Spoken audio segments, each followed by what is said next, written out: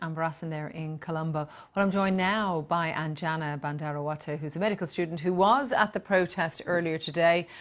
Good to have you with us. I suppose, first off, how are you feeling about this change of leadership in your country? Well, we feel that we don't have any trust or any hope for a future with this government, which clearly doesn't have any people's mandate currently.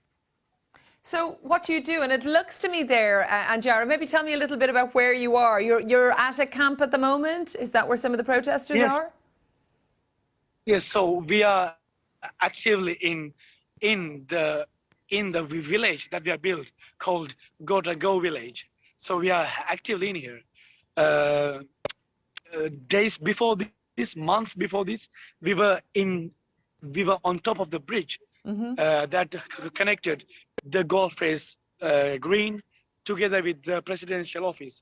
But as we know, the incident that happened yesterday, the military has come in and destroyed our huts.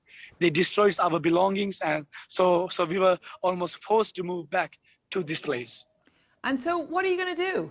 What are you talking about with the other protesters? You're not happy with what has happened. What's next?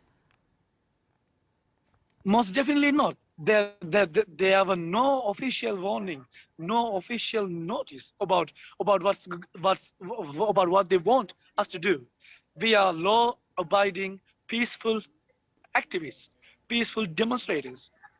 At around 12 a.m. or 1 a.m., they just stormed this place, completely stormed this place, fully suited, fully loaded with guns, with batons, with shields. Both the army, the SDF, called the special task force, the police, and some civilians as well. They just stormed this without notice and destroyed everything.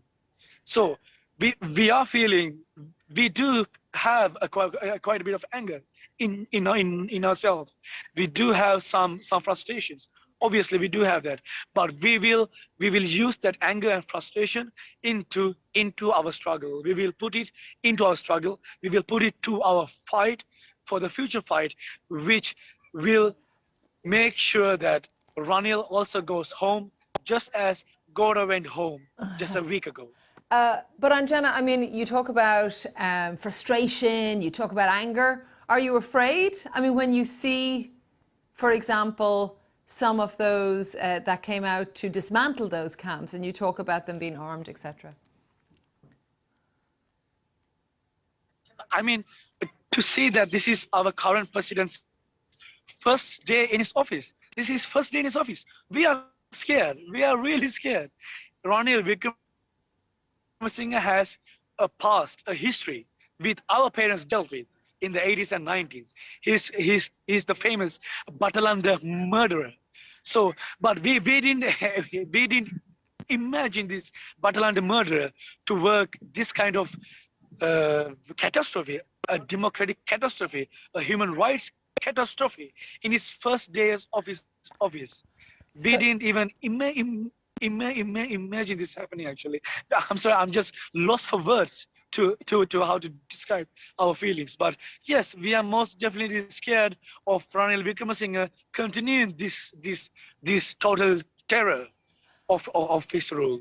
And Anjana, I can hear and see the emotion, of course, and I do also have to say that I do not have Ranil Wickremesinghe or indeed his Prime Minister or any of the authorities to give a reply to the way that you characterise him and his government. But I do appreciate you coming on, Impact, and thanks so much for spending a little bit of time with us.